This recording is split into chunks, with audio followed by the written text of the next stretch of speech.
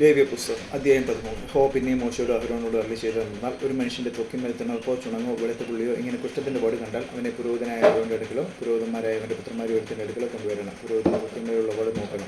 വടുവിനകത്ത് രോമം വെളുത്തതും വടു ത്വക്കിനേക്കാൾ കുഴിഞ്ഞതുമായി കണ്ടാൽ അത് കുഷ്ഠലക്ഷണം. പുരോഹിതൻ അവനെ നോക്കി അശുദ്ധനെന്ന് വിധിക്കണം. അവൻ്റെ ത്വക്കിന്മേൽ പുള്ളി വെളുത്തതും ത്വക്കിനേക്കാളും കുഴിഞ്ഞിരിക്കാത്തതും അതിനകത്തുള്ള രോമം വെളുത്തിരിക്കാത്തതുമായി കണ്ടാൽ പുരോഹിതൻ ആ ലക്ഷണമുള്ളവനെ 7 ദിവസത്തേക്ക് അകത്താക്കി അടയ്ക്കണം. 7-ാം ദിവസം പുരോഹിതൻ അവനെ നോക്കണം. വടു ത്വക്കിന്മേൽ പരക്കാതെ കണ്ട സ്ഥിതിയിൽ നിൽക്കുന്നുവെങ്കിൽ പുരോഹിതൻ രണ്ടാം പ്രാവശ്യം അവനെ 7 ദിവസത്തേക്ക് അകത്താക്കി അടയ്ക്കണം. 7-ാം ദിവസം പുരോഹിതൻ അവനെ വീണ്ടും നോക്കണം. വടു മങ്ങിയതായും ത്വക്കിന്മേൽ പരക്കാതെയും കണ്ടാൽ പുരോഹിതൻ അവനെ ശുദ്ധിയുള്ളവൻ എന്ന് വിധിക്കണം. അത് ചുണങ്ങത്രേ. അവൻ വസ്ത്രമലക്കി ശുദ്ധിയുള്ളവനായിരിക്കണം. അവൻ ശുദ്ധീകരണത്തിനായി തന്നെത്താൻ പുരോഹിതനെ കാണിച്ച ശേഷം ചുണങ്ങ് ത്വക്കിന്മേൽ അധികമായി പരന്നാൽ അവൻ പിന്നെയും തന്നെത്താൻ പുരോഹിതനെ കാണിക്കണം.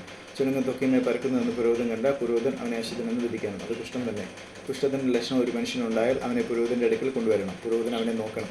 ത്വക്കിന്മേൽ വെളുത്ത തിണർപ്പുണ്ടായിരിക്കുകയും അതിലെ രോമം വെളുത്തിരിക്കുകയും തിണർപ്പിൽ പച്ചമാംസത്തിൻ്റെ ലക്ഷണം ഉണ്ടായിരിക്കുകയും ചെയ്താൽ അത് അവൻ്റെ ത്വക്കിൽ പഴകിയ കുഷ്ഠമാകുന്നു. പുരോഹിതൻ അവനെ അശുദ്ധനെന്ന് വിധിക്കണം. അവൻ അശുദ്ധനാകുകൊണ്ട് അവനെ അകത്താക്കി അടയ്ക്കരുത്. കുഷ്ഠം ത്വക്കിൽ അധികമായി പരന്ന് രോഗിയുടെ തല തൊട്ട് കാൽ വരെ പുരോഹിതൻ കാണുന്നവർക്കൊക്കെയും വടു ത്വക്കിൽ ആസകലം മൂടിയിരിക്കുന്നു എങ്കിൽ പുരോഹിതൻ നോക്കണം. കുഷ്ഠം അവൻ്റെ ദേഹത്തെ മുഴുവൻ മൂടിയിരുന്നാൽ അവൻ വടുവുള്ളവനെ ശുദ്ധിയുള്ളവനെന്ന് വിധിക്കണം. ആസകലം വെള്ളയായി തീർന്നു, അവൻ ശുദ്ധിയുള്ളവനാകുന്നു. എന്നാൽ പച്ചമാംസം അവനെ കണ്ടാൽ അവൻ അശുദ്ധൻ. പുരോഹിതൻ പച്ചമാംസം നോക്കി അവനെ അശുദ്ധനെന്ന് വിധിക്കണം. പച്ചമാംസം അശുദ്ധം, ഇത് കുഷ്ഠം തന്നെ. എന്നാൽ പച്ചമാംസം മാറി വെള്ളയായി തീർന്നാൽ അവൻ പുരോഹിതൻ്റെ അടുക്കൽ വരണം. പുരോഹിതൻ അവനെ നോക്കണം. വടു വെള്ളയായി തീർന്നുവെങ്കിൽ പുരോഹിതൻ വടുവുള്ളവനെ ശുദ്ധിയുള്ളവനെന്ന് വിധിക്കണം. അവൻ ശുദ്ധിയുള്ളവൻ തന്നെ. ദേഹത്തിൻ്റെ ത്വക്കിൽ പരുവുണ്ടായിരുന്നിട്ട് സൗഖ്യമായ ശേഷം പരുവിൻ്റെ സ്ഥലത്ത് വെളുത്ത തിണർപ്പോ ചുവപ്പോട് കൂടിയ വെളുത്ത പുള്ളിയോ ഉണ്ടായാൽ അത് പുരോഹിതനെ കാണിക്കണം. പുരോഹിതൻ അത് നോക്കണം. അത് ത്വക്കിനേക്കാൾ കുഴിഞ്ഞതും അതിലെ രോമം വെളുത്തതുമായി കണ്ടാൽ പുരോഹിതൻ അവനെ അശുദ്ധനെന്ന് വിധിക്കണം. അത് പരുവിൽ നിന്നുണ്ടായ കുഷ്ഠരോഗം. എന്നാൽ പുരോഹിതൻ അത് നോക്കി അതിൽ വെളുത്ത രോമമില്ലാതെയും അത് ത്വക്കിനേക്കാൾ കുഴിഞ്ഞിരിക്കാതെയും നിറം മങ്ങിയും കണ്ടാൽ പുരോഹിതൻ അവനെ 7 ദിവസത്തേക്ക് അകത്താക്കി അടയ്ക്കണം. അത് ത്വക്കിന്മേൽ അധികം പരന്നാൽ പുരോഹിതൻ അവനെ അശുദ്ധനെന്ന് വിധിക്കണം.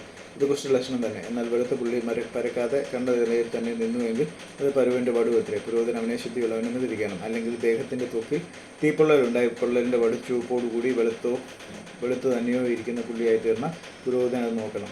പുള്ളിയിലെ രോമം വെള്ളയായി തീർന്ന ത്വക്കിനേക്കാൾ കുഴിഞ്ഞു കണ്ടാൽ പൊള്ളലി ഉണ്ടായ കുഷ്ഠം. ആകയാൽ പുരോഹിതൻ അവനെ അശുദ്ധനെന്ന് വിധിക്കണം. അത് കുഷ്ഠലക്ഷണം തന്നെ. എന്നാൽ പുരോഹിതൻ അത് നോക്കിയിട്ട് പുള്ളിയിൽ വെളുത്ത രോമം ഇല്ലാതെയും അത് ത്വക്കിനേക്കാൾ കുഴിഞ്ഞിരിക്കാതെയും നിറം മങ്ങിയും കണ്ടാൽ പുരോഹിതൻ അവനെ 7 ദിവസത്തേക്ക് അകത്താക്കി അടയ്ക്കണം. 7-ാം ദിവസം പുരോഹിതൻ അവനെ നോക്കണം. അത് ത്വക്കിന്മേൽ പരന്നിരുന്ന പുരോഹിതൻ അവനെ അശുദ്ധനെന്ന് വിധിക്കണം. അത് കുഷ്ഠലക്ഷണം തന്നെ. എന്നാൽ പുള്ളി ത്വക്കിന്മേൽ പരക്കാതെ കണ്ട നിലയിൽ തന്നെ നിൽക്കുകയും നിറം മങ്ങിയിരിക്കുകയും ചെയ്താൽ അത് തീപ്പൊള്ളലിൻ്റെ തിണർപ്പാവുന്നു. പുരോഹിതൻ അവനെ ശുദ്ധിയുള്ളവനെന്ന് വിധിക്കണം. അത് തീപ്പൊള്ളലിൻ്റെ തിണർപ്പത്രേ. ഒരു പുരുഷനെങ്കിലും ഒരു സ്ത്രീക്കെങ്കിലും തലയിലോ താടിയിലോ ഒരു വടുവുണ്ടായാൽ പുരോഹിതൻ വടു നോക്കണം. അത് ത്വക്കിനേക്കാൾ കുഴിഞ്ഞും അതിൽ പൊൻനിറമായ നേർമയുള്ള രോമമുള്ളതായും കണ്ടാൽ പുരോഹിതൻ അവനെ അശുദ്ധനെന്ന് വിധിക്കണം. അത് പുറ്റാവുന്നു. തലയിലോ താടിയിലോ ഉള്ള കുഷ്ഠം തന്നെ. പുരോഹിതൻ പുറ്റിൻ്റെ വടുവിനെ നോക്കുമ്പോൾ അത് ത്വക്കിനേക്കാൾ കുഴിഞ്ഞിരിക്കാതെ ഇതിൽ കറുത്ത രോമയില്ലാതെയും കണ്ടാൽ പുരോഹിതൻ പുറ്റുവടുവുള്ളതിന് 7 ദിവസത്തേക്ക് അകത്താക്കി അടയ്ക്കണം. 7-ാം ദിവസം പുരോഹിതൻ വടുവിനെ നോക്കണം. പുറ്റു പരക്കാതെയും അതിൽ പൊൻനിറമുള്ള രോമയില്ലാതെയും പുറ്റിൻ്റെ കാഴ്ച ത്വക്കിനേക്കാൾ കുഴിഞ്ഞിരിക്കാതെയും ഇരുന്നാൽ അവൻ ക്ഷൗരം ചെയ്യിക്കണം. എന്നാൽ പുറ്റിൽ ക്ഷൗരം ചെയ്യരുത്. പുരോഹിതൻ പുറ്റുള്ളവനെ പിന്നെയും 7 ദിവസത്തേക്ക് അകത്താക്കി അടയ്ക്കണം. 7-ാം ദിവസം പുരോഹിതൻ പുറ്റു നോക്കണം. പുറ്റു ത്വക്കിന്മേൽ പരക്കാതെയും കാഴ്ചയ്ക്ക് ത്വക്കിനേക്കാൾ കുഴിഞ്ഞിരിക്കാതെയും ഇരുന്നാൽ പുരോഹിതൻ അവനെ ശുദ്ധിയുള്ളവനെന്ന് വിധിക്കണം. അവൻ വസ്ത്രമലക്കി ശുദ്ധിയുള്ളവനായിരിക്കണം. എന്നാൽ അവൻ്റെ ശുദ്ധീകരണത്തിന് ശേഷം പുറ്റു ത്വക്കിന്മേൽ പരന്നാൽ പുരോഹിതൻ അവനെ നോക്കണം. പുറ്റു ത്വക്കിന്മേൽ പകർന്നിരുന്നാൽ പുരോഹിതൻ പൊൻനിറമുള്ള രോമം അന്വേഷിക്കേണ്ട. അവൻ അശുദ്ധൻ തന്നെ. എന്നാൽ പുറ്റു കണ്ട നിലയിൽ തന്നെ നിൽക്കുന്നതായും അതിൽ കറുത്ത രോമം മുളച്ചതായും കണ്ടാൽ പുറ്റു സൗഖ്യമായി. അവൻ ശുദ്ധിയുള്ളവൻ. പുരോഹിതൻ അവനെ ശുദ്ധിയുള്ളവനെന്ന് വിധിക്കണം.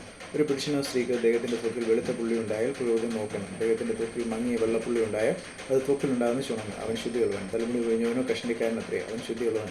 തലയിൽ മുൻവശത്തെ രോമം കൊഴിഞ്ഞവൻ മുൻ കഷണ്ടിക്കാരൻ. അവൻ ശുദ്ധിയുള്ളവൻ. കഷണ്ടിയിലോ മുൻ കഷണ്ടിയിലോ ചുവപ്പോട് കൂടിയ വെള്ളപ്പുള്ളി ഉണ്ടായാൽ അത് അവൻ്റെ പിൻകഷണ്ടിയിലോ മുൻ കഷണ്ടിയിലോ ഉത്ഭവിക്കുന്ന കുഷ്ഠം.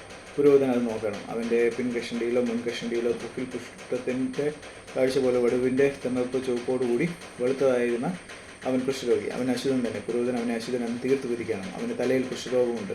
വടുവുള്ള കുഷ്ഠരോഗിയുടെ വസ്ത്രം കീറിക്കളയണം. അവൻ്റെ തല മൂടാതിരിക്കണം. അവൻ അതിനം മൂടിക്കൊണ്ടിരിക്കുകയും അശുദ്ധൻ എന്ന് വിളിച്ചു പറയുകയും വേണം. അവന് രോഗമുള്ള നാളൊക്കെയും അവൻ അശുദ്ധനായിരിക്കണം. അവൻ അശുദ്ധൻ തന്നെ. അവൻ ധനിച്ചു പാർക്കണം. അവൻ്റെ പാർപ്പ് പാളയത്തിന് പുറത്തായിരിക്കണം. ആട്ടുരോമ വസ്ത്രമോ ചണവസ്ത്രമോ ആയ ഏത് വസ്ത്രത്തിനെങ്കിലും ചണം കൊണ്ടോ ആട്ടുരോമം കൊണ്ടോ ഉള്ള പാവിലെങ്കിലും ഊടയിലെങ്കിലും തോലിലെങ്കിലും തോൽ കൊണ്ടുണ്ടാക്കിയ യാതൊരു സാധനത്തിലെങ്കിലും കുഷ്ഠത്തിൻ്റെ വടുവായ വസ്ത്രത്തിൽ എങ്കിലും തോലിലെങ്കിലും പാവിലെങ്കിലും ഊടയിലെങ്കിലും തോൽ കൊണ്ടുള്ള യാതൊരു സാധനത്തിലെങ്കിലും വടു ഇളം പച്ചയോ ഇളം ചുവപ്പോ ആയിരുന്ന ഇത് കുഷ്ഠലക്ഷണമാകുന്നു. അത് പുരോഹിതനെ കാണിക്കണം. പുരോഹിതൻ വടു നോക്കി വടുവുള്ളതിന് 7 ദിവസത്തേക്ക് അകത്തിട്ട് അടയ്ക്കണം. അവൻ 7-ാം ദിവസം വടുവിനെ നോക്കണം. വസ്ത്രത്തിലോ പാവിലോ ഊടയിലോ തോളിലോ തോൽ കൊണ്ടുണ്ടാക്കിയ യാതൊരു പണിയിലോ വടു പരന്നിരുന്നാൽ ആ വടു കഠിന കുഷ്ഠം അത് അശുദ്ധമാകുന്നു. വടുവുള്ള സാധനം ആട്ടിൻ രോമം കൊണ്ടോ ചണം കൊണ്ടോ ഉള്ള വസ്ത്രമോ പാവോ ഊടയോ തോൽ കൊണ്ടുള്ള എന്തെങ്കിലുമോ ആയിരുന്നാലും അത് ചുട്ടുകളയണം. അത് കഠിന കുഷ്ഠം.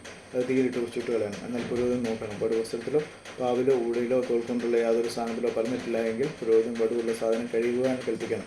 അത് പിന്നെയും 7 ദിവസത്തേക്ക് അകത്തിട്ട് അടയ്ക്കണം. കഴുകിയ ശേഷം പുരോഹിതൻ വടു നോക്കണം. വടു നിറം മാറാതെയും പരക്കാതെയും ഇരുന്നാൽ അത് അശുദ്ധമാകുന്നു. അത് തീയിലിട്ട് ചുട്ട് കളയണം. അത് അതിൻ്റെ അകത്തോ പുറത്തോ തിന്നെടുക്കുന്ന വ്രണം. പിന്നെ പുരോഹിതൻ നോക്കണം. കഴുകിയ ശേഷം വടുവിൻ്റെ നിറം മങ്ങിയെങ്കിൽ അവൻ അതിനെ വസ്ത്രത്തിൽ നിന്നോ തോളിൽ നിന്നോ പാവിൽ നിന്നോ ഊടയിൽ നിന്നോ തീർക്കളയണം. അത് വസ്ത്രത്തിലോ പാവിലോ ഊടയിലോ തോൾ കൊണ്ടുള്ള യാതൊരു സ്ഥാനത്തിലോ കാണുന്നുവെങ്കിൽ അത് പടരുന്നതാകുന്നു. വടുവുള്ളത് തീയിലിട്ട് ചുട്ട് കളയണം. എന്നാൽ വസ്ത്രമോ പാവോ ഊടയോ തോൾ കൊണ്ടുള്ള യാതൊരു സാധനമോ കഴുകിയ ശേഷം വടു അവയിൽ നിന്ന് നീങ്ങിപ്പോയെങ്കിൽ അതിനെ 2-ാം പ്രാവശ്യം കഴുകണം. അപ്പോൾ അത് ശുദ്ധമാകും.